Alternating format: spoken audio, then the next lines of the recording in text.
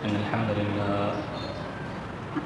نحمده ونستعينه ونستغفره ونؤمن به ونتوكل عليه ونعوذ بالله من شرور أنفسنا ومن سيئات أعمالنا من يهده الله فلا مضل له ومن يضلله فلا هادي له وأشهد أن لا إله إلا الله وحده لا شريك له وأشهد أن محمدا عبده ورسوله يا أيها الذين آمنوا اتقوا الله حق تقاته ولا تموتن إلا وأنتم مسلمون يا أيها الناس اتقوا ربكم الذي خلقكم من نفس واحدة وخلق منها زوجها وبث منهما رجالا كثيرا ونساء واتقوا الله الذي تساءلون به والأرحام إن الله كان عليكم رقيبا يا أيها الذين آمنوا اتقوا الله وقولوا قولا سديدا يصلح لكم أعمالكم ويغفر لكم ذنوبكم ومن يطع الله ورسوله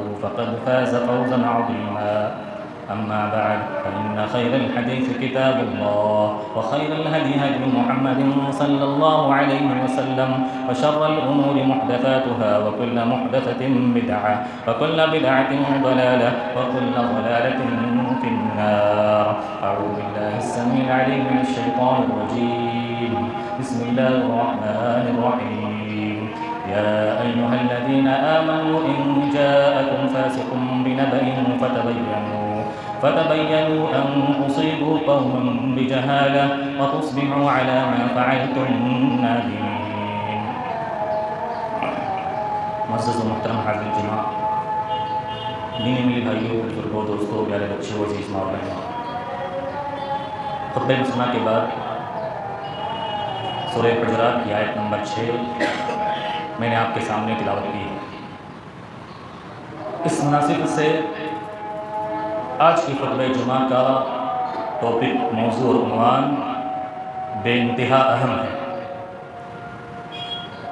معاشرے میں، سماج میں، خاندان میں، دوست و احباب میں، گھر میں جو بھی فتنہ و فساد، جو بھی اختلافات اور جو بھی نفرتیں پیدا ہوتی ہیں، اس میں اسی چیز کا ہاتھ ہوتا ہے. ہم اور آپ اکثر ایک چیز سنتے ہیں اور اپنی عام بول چال میں اس کو استعمال کرتے ہیں. وہ چیز کون سی ہے؟ غلط فہمی، مس انڈرسٹینڈنگ، مس کمشن. ہر کوئی استعمال کرتا ہے کہ فلاں کو میرے تعلق سے غلط فہمی ہو گئی. غلط فہمی کی وجہ سے ہماری دوستی دشمنی میں بدل گئی. غلط فہمی کے تعلق سے کچھ نہ کچھ ہم ضرور جانتے ہیں. یہ غلط فہمی دل کی ایک کھوٹ ہے، ایک وائرس ہے جو انسان کی پوری زندگی کی فائل کو کرپٹ کر ڈالتی ہے. جتنے بھی جھگڑے اس دنیا میں رونما ہوتے ہیں، اگر میں کہوں کہ 90% جھگڑے کی بنیاد اور جڑ غلط فہمی ہوا کرتی ہے. غلط فہمی کیا گل کھلاتی ہے؟ کیا گل کھلاتی ہے؟ دوستی دشمنی میں بدل جاتی ہے. غیر تو غیر اپنے پرائے اور بیگانے ہو جاتے ہیں. میاں بیوی کی محبت طلاق تک پہنچ جاتی ہے. اور کتنے کاروباری رشتے، کتنی پارٹنرشپ اس غلط فہمی کی وجہ سے قربان ہو جاتی ہے، برباد ہو جاتی ہے. غلط فہمی کے تعلق سے کچھ نہ کچھ تو ہم ضرور جانتے ہیں، سنتے رہتے ہیں. غلط فہمی کہتے کسے ہیں؟ غلط فہمی کی تعریف کیا ہے؟ غلط فہمی کیوں پیدا ہوتی ہے؟ اس کے اسباب کیا ہیں اور ریزنز کیا ہیں؟ اور غلط فہمی کے نقصانات کیا ہیں؟ اسی طرح سے غلط فہمی سے بچنے کا علاج کیا ہے؟ آج کے خطبہ جمعہ میں غلط فہمی کے تعلق سے کتاب و سنت اور مثالوں کی روشنی میں یہ چند باتیں آپ کے سامنے بیان کرنا چاہتا ہوں، اس دعا کے ساتھ کہ رب العالمین سب سے پہلے مجھے غلط فہمی سے بچائے. اللہ رب العالمین سننے والوں کو بھی سن کر اس پر عمل کرنے والا بنائے. اللہم آمین. غلط فہمی اگر دیکھا جائے تو ظلم اور غلط فہمی قریب قریب ہیں. یہ کہا جائے، یہ سمجھ لیجئے کہ غلط فہمی بیج ہے اور ظلم اس سے پنپنے والا، اس سے پیدا ہونے والا کڑوا اور کانٹے دار درخت ہے. غلط فہمی کہتی ہیں کہ اصل معاملہ ویسا نہیں تھا جیسا سمجھ لیا گیا.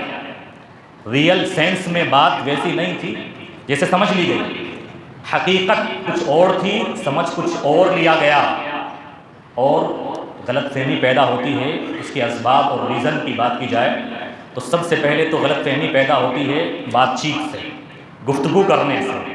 اور میرے ساتھ خود جیسے معاملات پیش آ چکے ہیں میری خود پرسنل لائف میں، کہ میں نے بات کچھ بولی اور سمجھنے والے نے کچھ اور سمجھ لیا۔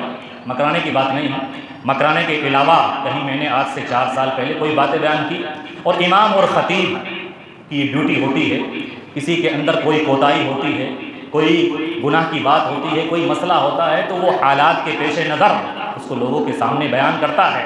میں نے کوئی ایسی بات بیان کر دی، کسی بھائی کا فون آیا، مکرانے کی بات نہیں، میں پھر واضح کر دوں، حالانکہ میں اس آدمی کو جانتا نہیں، کسی سے نمبر لے لیے کہ آپ نے اس موضوع پر خطبہ دے دیا، یہ بات بیان کر دی، اور میرے بھائی میرے پیچھے پڑ گئے۔ ان کو یہ لگا کہ میرے کہنے سے آپ نے یہ باتیں بیان کی ہیں۔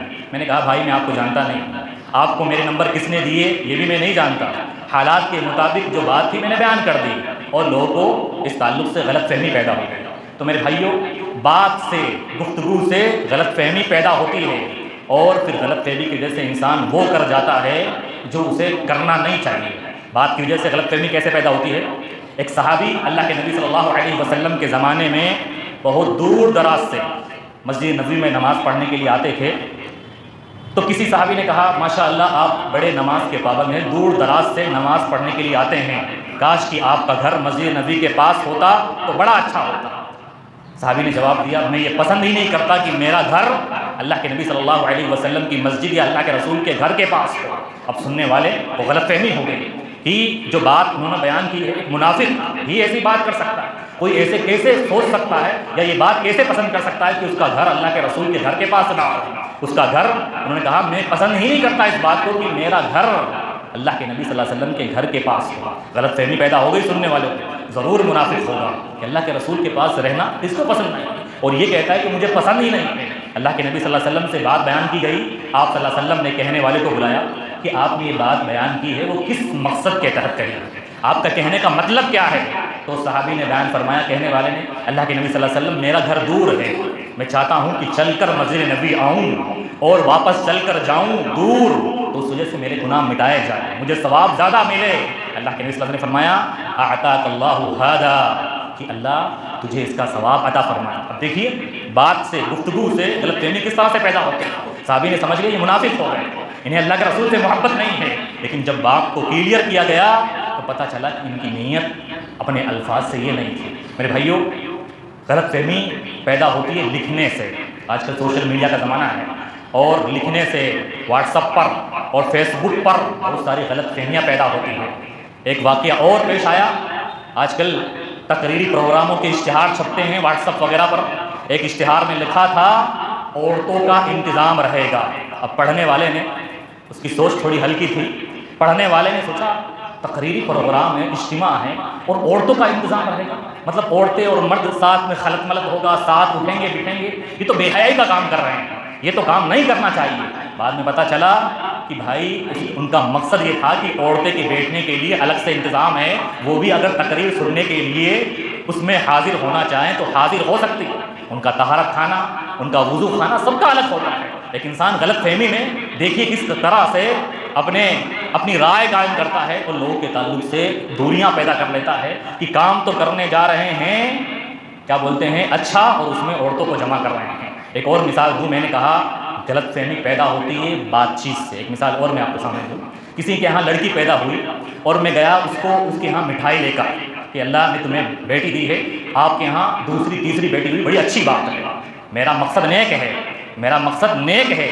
اب جس کو بدھائی دی جا رہی ہے وہ یہ سمجھتا ہے، غلط فہمی دیکھیے، یہ مجھے تانا دینا چاہتا ہے، مجھے تانا دے رہا ہے، تنقید کر رہا ہے، تمہارے لڑکیاں پیدا ہو رہی ہیں۔ اور ہمارے یہاں جہالت دیکھیے، لڑکیوں کی مبارکباد، اگر کسی کے صرف لڑکیاں ہیں، مبارکباد دی جائے لوگ غصہ ہو جاتے ہیں، کیا تم میری مردانگی پر شک کر رہے ہو، کیا میرے لڑکیاں ہو رہی ہیں، مجھے تانا دے رہے ہو، مجھے پر تنقید کر رہے ہو۔ حالانکہ میرے بھائی، جو بیچارہ آیا تھا اس کی نیت یہ تھی کہ تمہارے یہاں لڑکی پیدا ہوئی ہے، اللہ رب العالمین نے جہنم سے بچنے کے لیے ایک سامان تمہیں دے دیا ہے۔ اللہ کے رسول کی حدیث ہے کہ جس کے 2 لڑکیاں پیدا ہو جائیں اور 3 لڑکیاں پیدا ہو جائیں، وہ ان کی اچھی پرورش کرے تو یہ اس باپ کے لیے جہنم سے آڑ ثابت ہو جائے گی۔ غلط فہمی دیکھیے کہ انسان غلط فہمی، بات انسان کچھ اور کرنا چاہتا ہے، سمجھنے والا کچھ اور سمجھ رہا ہے۔ اور بات ہی کی ایک مثال اور دوں، کوئی بیمار ہے، ہم عیادت کے لیے جاتے ہیں، اور عیادت کا کسی بیمار آدمی سے ملنے کا جو سنت طریقہ ہے کہ اللہ کے نبی صلی اللہ علیہ وسلم کسی بیمار کے پاس جایا کرتے تھے تو یہ دعائیہ کلمات استعمال کیا کرتے تھے، لا بأس، گھبرانے کی بات نہیں ہے، یہ بیماری تمہارے گناہوں کا کفارہ بنے گی، اس سے تمہارے گناہ دھل جائیں گے۔ میں کسی بیمار کے پاس گیا اور یہ بات بول دیا، اب وہ میرے تعلق سے غلط فہمی کا شکار ہو جائے گا، میرے سامنے اگرچہ نہ بولے، میرے اٹھ جانے کے بعد بولے گا کہ یہ سب سے بڑا گنہگار ہے، مجھ پر طعنہ کسنے کے لیے آیا تھا، مجھ پر تنقید کسنے کے لیے آیا تھا، مجھے ذلیل کرنے کے لیے آیا تھا، کیا وہ مجھے گنہگار سمجھتا ہے؟ وہ خود گنہگار ہوگا۔ میرے بھائیو، یہ غلط فہمی ہے کہ انسان کسی کی بات کو غلط چیزوں پر محمول کر لے، اور اس کی وجہ سے غلط فہمی کے نقصانات میرے بھائیو کیا کیا ہوتے ہیں میں ابھی بیان کروں گا۔ غلط فہمی کا ایک ریزن ہوتا ہے، ایک سبب ہوتا ہے حرکات و سکنات، اشارے اور کنائے۔ ہم دو آدمی باتیں کر رہے ہیں اور آپس میں اپنی باتوں میں مگن ہیں، ہنس رہے ہیں، کوئی ہنسنے کی بات آ گئی، تیسرا دور بیٹھا ہے، اب وہ خود اپنے آپ میں یہ غلط فہمی پیدا کر رہے ہیں کہ یہ میری باتوں پر مجھے دیکھ کر ہنس رہے ہوں گے، مجھ پر طعنہ کس رہے ہوں گے، حالانکہ ان کی اپنی بات ہے، وہ اپنی بات کر رہے ہیں، ان کا پرسنل میٹر ہے، لیکن حرکات و سکنات ایسے ہوئے کہ آدمی غلط فہمی میں مبتلا ہو گیا، اور غلط فہمی کی وجہ سے اس نے دوسروں کے تعلق سے یہ اپنی سوچ بنا لی، یہ آدمی اچھے نہیں ہیں، بیکار ہے۔ اسی طرح سے غلط فہمی پیدا ہوتی ہے حرکات و سکنات، اشارے کنائے سے۔ اس کی ایک مثال اور لے لیں کہ انسان کبھی کبھی کوئی ایسے کام کرتا ہے کہ دکھنے میں چیز الگ نظر آتی ہے، لیکن اس کی حقیقت میں جایا جائے تو پتہ چلتا ہے یار معاملہ ویسا تھا نہیں۔ مثال کے طور پر داڑھی کرتے والا ایک شخص جو دیندار ہے، نمازی ہے، کرتا پاجامہ پہنا ہوا ہے، داڑھی لگایا ہوا ہے، داڑھی ہے اس کے، کسی کو شراب کی دکان پہ نظر آ گیا تو اب اس کو دیکھنے والا یہ دیکھے گا کہ یار لوگوں کے سامنے دیندار بنا پھرتا ہے اور یہ شراب کی دکان پر کیا کر رہا ہے، غلط فہمی پیدا ہوئی۔ اب وہ اس چیز کو دیکھ کر خود بخود کہانیاں گھڑے گا، اس کے ذہن میں شکوک و شبہات کے ڈاؤٹس کے انبار، کیا لوگوں کے سامنے اتنا اچھا بنا پھرتا ہے اور شراب کی دکان ہے، حالانکہ اس کو معاملے کی حقیقت پتہ نہیں کہ یہ شراب کی دکان پر آیا ہے تو کیوں آیا ہے، کس وجہ سے آیا ہے۔ پتہ چلا، اگر تحقیق کی جائے پتہ چلے گا کہ بھائی شراب والی دکان کے آدمی نے فون کیا تھا کہ بھائی تمہارا بھائی یہاں شراب پی کر یہاں لڑائیاں کر رہا ہے، اس کو پکڑ کر لے جاؤ، ہو سکتا ہے پولیس آئے اور اس کو جیل میں داخل کر دے۔ بیچارہ اپنے بھائی کو لینے کے لیے گیا تھا اور دیکھنے والا غلط فہمی میں مبتلا ہو گیا کہ یار لوگوں کے سامنے یہ اچھا بنا پھرتا ہے اور یہاں شراب کی دکان پر شراب پینے آیا ہوگا، معاذ اللہ۔ اسی طرح سے میرے بھائیوں، غلط فہمی پیدا ہوتی ہے بے توجہی سے، بے رخی سے، اور اس کی مثال ہمیں حدیث کی کتابوں میں ملتی ہے۔ عثمان بن عفان رضی اللہ عنہ خود بیان کرتے ہیں، وہ کہتے ہیں کہ اللہ کے نبی صلی اللہ علیہ وسلم کی وفات ہو گئی، سب کے سب صحابہ کرام اس حادثے سے صدمے میں تھے، ٹینشن میں تھے، سب کو فکر دامنگیر تھی، اب کیا ہوگا۔ میں بھی ٹینشن میں بیٹھا ہوا تھا۔ عمر فاروق رضی اللہ عنہ میرے پاس سے گزرے، انہوں نے مجھے سلام کیا اور سلام کر کے گزر گئے اور مجھے سنائی نہیں پڑا، میرا ذہن کہیں اور تھا، میں کسی اور وہم و خیال میں تھا، میں سلام کا جواب نہیں دے پایا۔ عمر فاروق رضی اللہ عنہ کی یہ بات تھوڑی بری لگی کہ میں نے سلام کیا ہے، سلام کا جواب تک نہیں دیا۔ وہ فوراً گئے ابو بکر رضی اللہ عنہ کے پاس اور معاملہ بتایا کہ اے ابو بکر، آج ایسا معاملہ پیش آیا ہے کہ عثمان کو میں نے سلام کیا، انہوں نے جواب تک نہیں دیا۔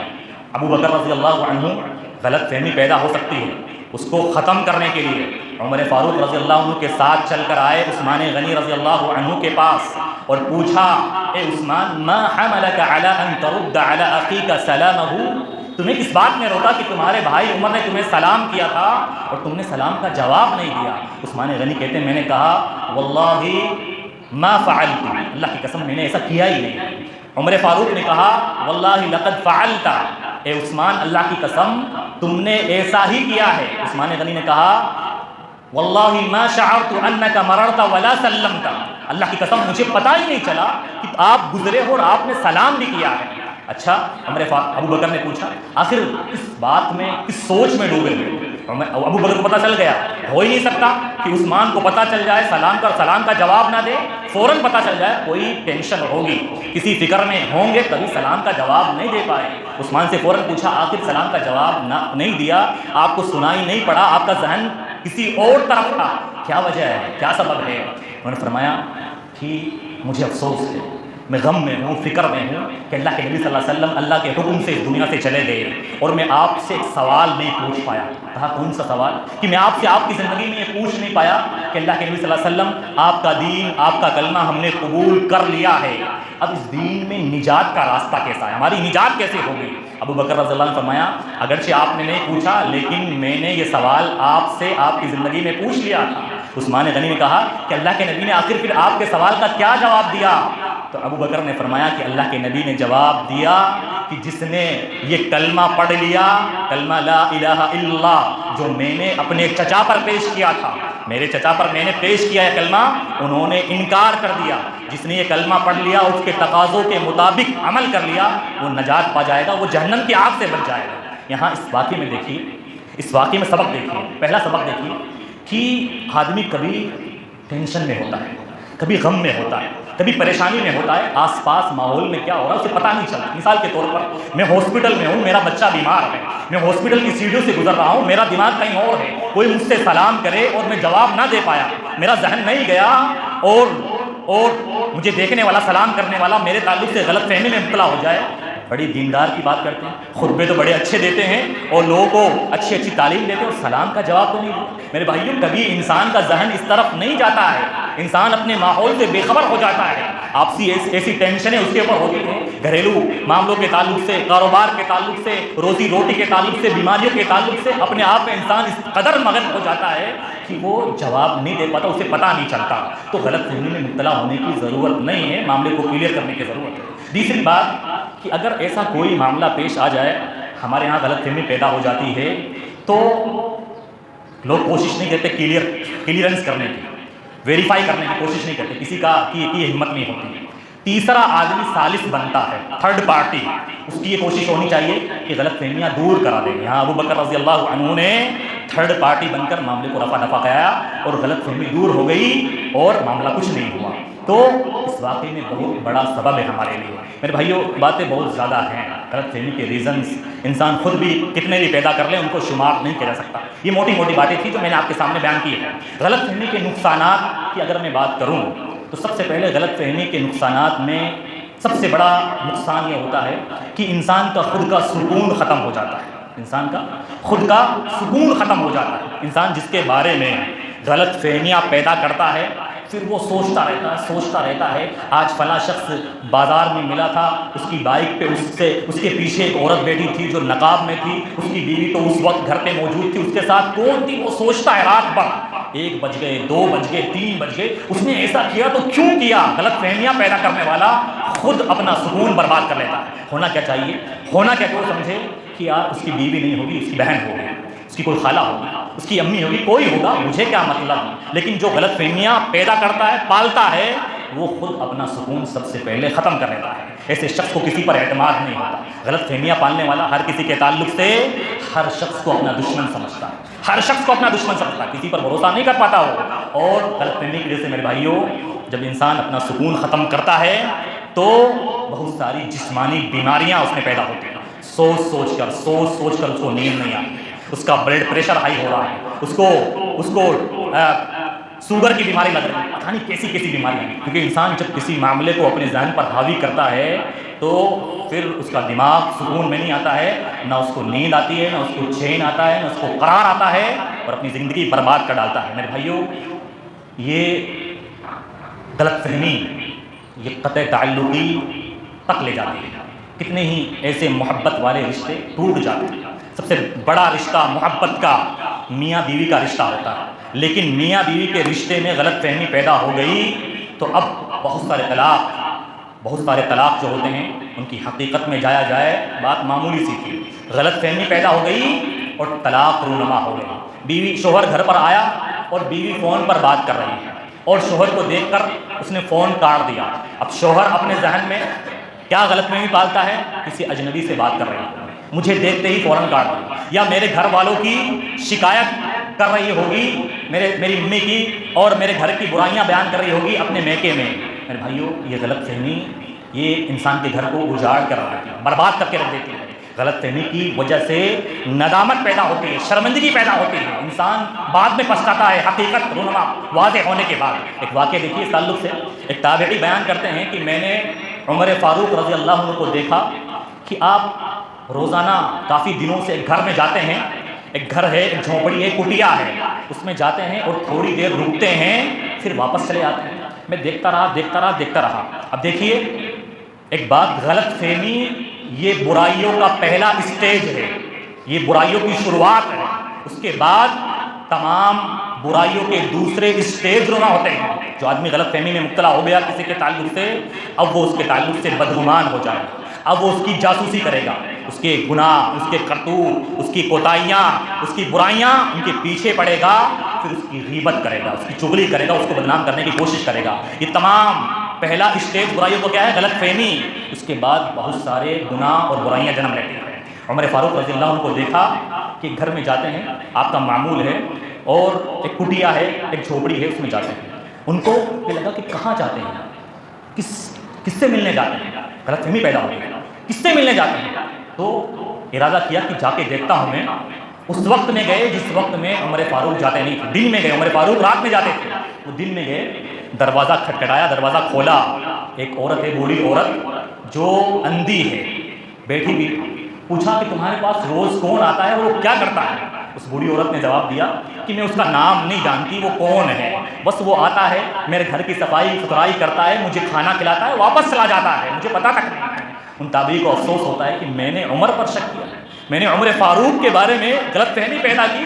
وہ عمر فاروق جو اس کی خدمت کرنے کے لیے آتے ہیں۔ میرے بھائیوں، کبھی کبھی کوئی آدمی خیر کا کام چھپ کر کرتا ہے، اس کا مقصد دکھانا نہیں ہوتا، لیکن آدمی دوسرا دیکھنے والا غلط فہمی میں مبتلا ہو جاتا ہے، اور اس کے بعد اس کے تعلق سے بدظن ہو کر اس سے دوریاں بنانا شروع کر دیتا ہے، نفرتیں پالنا شروع کر دیتا ہے، جس کا نتیجہ یہ کیا ہوتا ہے کہ آدمی کو شرمندگی اٹھانی پڑتی ہے، افسوس کرنا پڑتا ہے کہ میں نے فلاں کے بارے میں۔ لیکن ہمارے ہاں غلط فہمیاں شروع ہوتی ہے تو کلیئرنس کرنے کی کسی کو ضرورت نہیں ہے، نہ ویریفائی کرنے کی، پھر وہ غلط فہمیاں زندگی بھر باقی رہتی ہیں، زندگی بھر باقی رہتی ہیں۔ میرے بھائیو، نقصان بہت زیادہ ہے، کون سے نقصانات بیان کیے جائیں، وقت کم ہوتا ہے۔ سب سے پہلی چیز، اگر غلط فہمی کا علاج، اس کا سولوشن بیان کیا جائے کہ غلط فہمی کیسے دور ہو سکتی ہے، سب سے بہترین علاج جو اللہ نے بیان کیا ہے کہ تحقیق کر لی جائے، ریسرچ کر لیا جائے کہ جو بات مجھ تک پہنچ رہی ہے کسی کے ذریعہ، یا میرے ذہن میں خود پیدا ہو رہی ہے، یہ واقعی حقیقت میں ویسا ہی ہے۔ اللہ رب العالمین نے سورہ حجرات کے اندر ارشاد فرمایا، یا ایھا الذین آمنوا ان جاءکم فاسق بنبأ فتبینوا، اگر جھوٹا آدمی کوئی خبر لے کر آئے، ریسرچ کر لو، تحقیق کر لو، ایسا نہ ہو کہ تم نادانی میں کسی کو تکلیف پہنچا دو، کسی کے تعلق سے غلط فہمی میں شکار ہو جاؤ اور تمہارا کرایا سب کچھ برباد ہو جائے۔ میرے بھائیو، تحقیق یہ علاج ہے۔ اگر غلط فہمی ایک وائرس ہے تو تحقیق اس کا اینٹی وائرس ہے، لیکن آج کل کوئی اس کو استعمال کرنے کی ضرورت نہیں سمجھتا۔ جیسا کہ عثمان رضی اللہ عنہ کے تعلق سے عمر فاروق کو غلط فہمی ہو گئی، بات کلیئر کر لی۔ غلط فہمی کا دوسرا علاج ہے کہ معاملے کی وضاحت کر دی جائے، معاملے کی کو کلیریفیکیشن کر دے دی جائے، اس کو ویریفائی کر دیا جائے، وضاحت کر دی جائے۔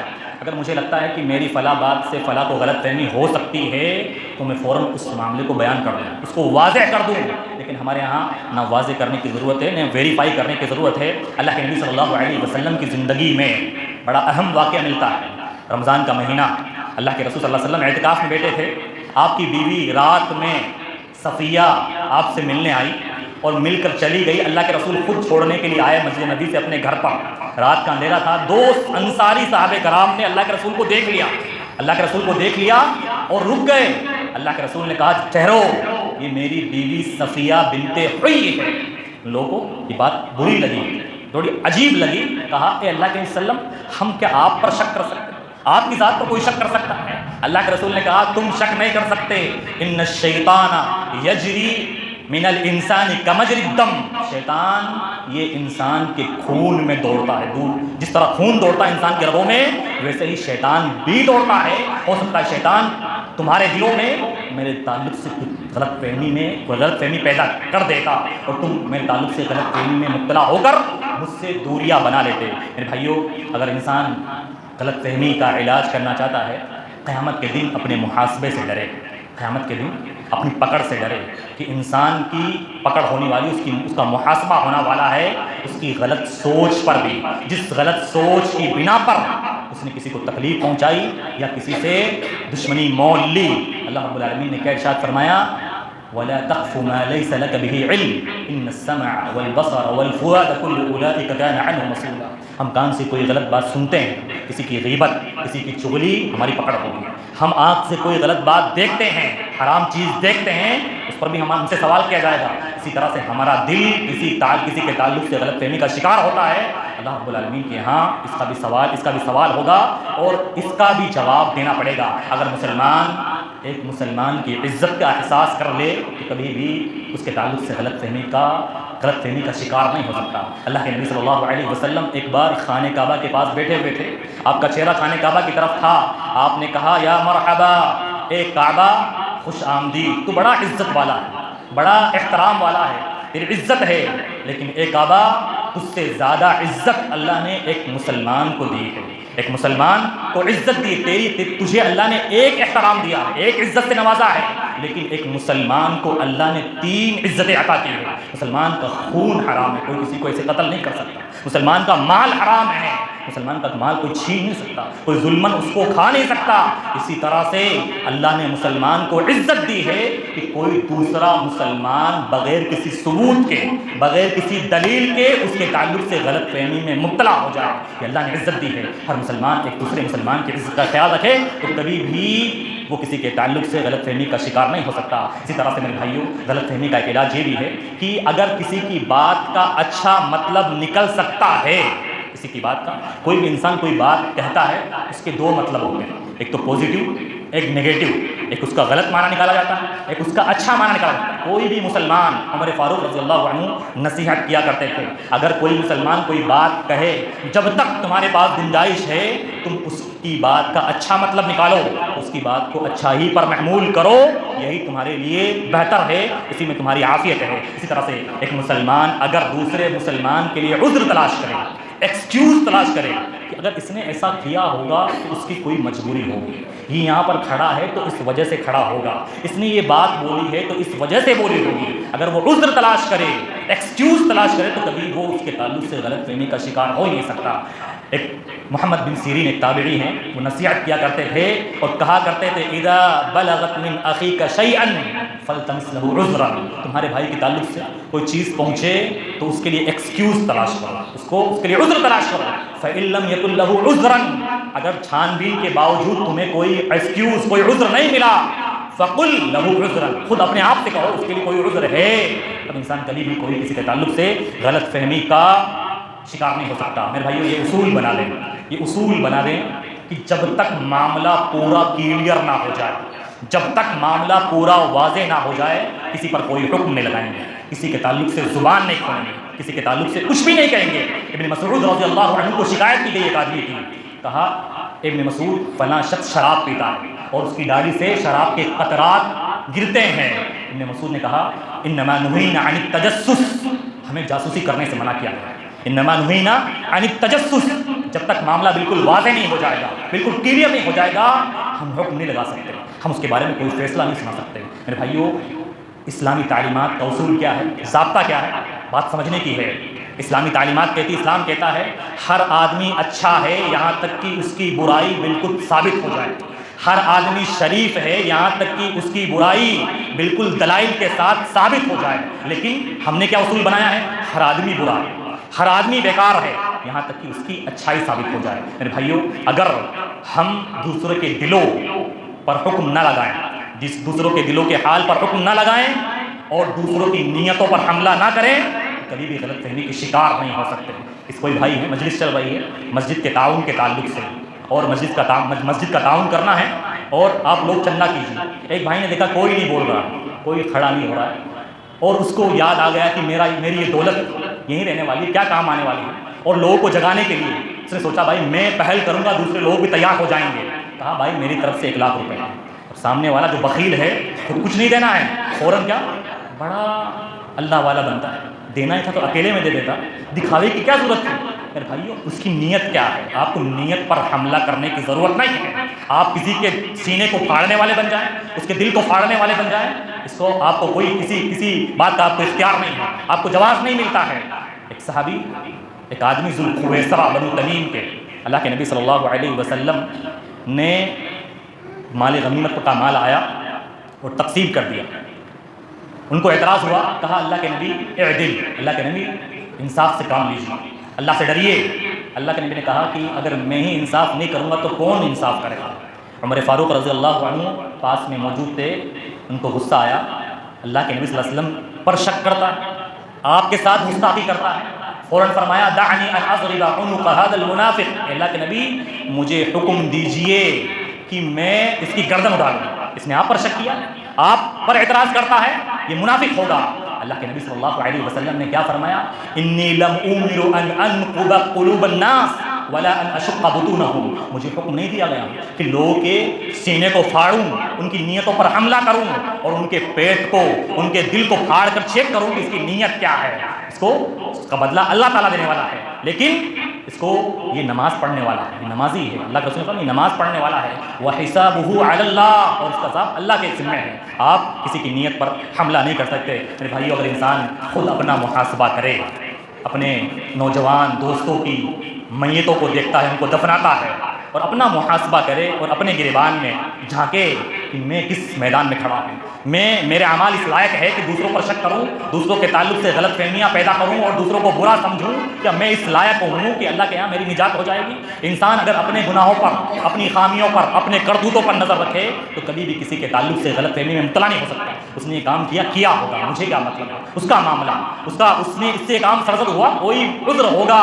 اگر انسان اپنی فکر کرے, اس کی نگاہ اپنے کرتوتوں پر ہو, اپنے گناہوں پر ہو, اور اسے یہ احساس ہو کہ مجھے قبر میں جانا ہے, مجھے مرنا ہے, مجھے زندگی میں ہمیشہ ہمیشہ نہیں رہنا ہے, وہ کسی کے تعلق سے کبھی غلط فہمی میں مبتلا نہیں ہو سکتا, وہ کسی کی جاسوسی نہیں کر سکتا. میرے بھائیو, اللہ کے نبی صلی اللہ علیہ وسلم نے حذیفہ بن یمان رضی اللہ عنہ کو منافقین کی لسٹ بتائی تھی کہ مدینہ میں یہ منافقین ہیں, یہ منافقین ہیں. عمر فاروق رضی اللہ عنہ کو پتہ چلا کہ حذیفہ بن یمان کو اللہ کے نبی نے راز کی بات بتائی ہے جو کسی کو نہیں بتائی.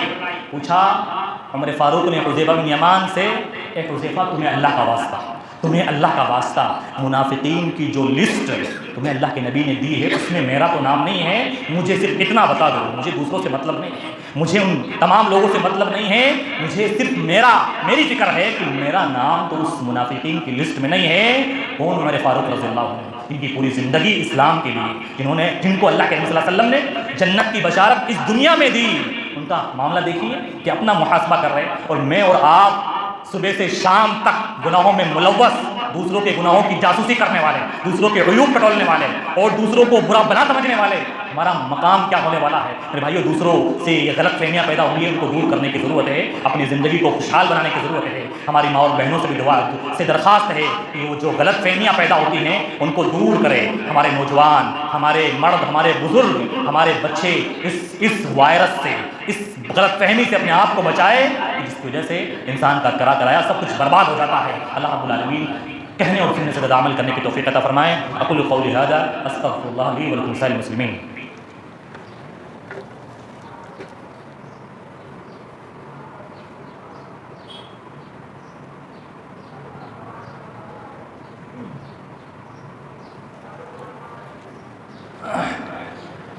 الحمد لله رب العالمين والصلاة والسلام على أشرف الأنبياء والمرسلين نبينا محمد وعلى آله وصحبه أجمعين. أما بعد, أعوذ بالله من الشيطان الرجيم. بسم الله الرحمن الرحيم. إن الله وملائكته يصلون على النبي يا أيها الذين آمنوا صلوا عليه وسلموا تسليما. اللهم صل على محمد وعلى آل محمد كما صليت على إبراهيم وعلى آل إبراهيم إنك حميد مجيد. اللهم بارك على محمد وعلى آل محمد كما باركت على إبراهيم وعلى آل إبراهيم إنك حميد مجيد. عباد الله رحمكم الله, إن الله يأمر بالإحسان وإيتاء ذي القربى وينهى عن الفحشاء والمنكر والبغي يعظكم لعلكم تذكرون. اذكروا الله يذكركم وادعوه يستجب لكم ولذكر الله تعالى أعلى وجل وهم أكبر.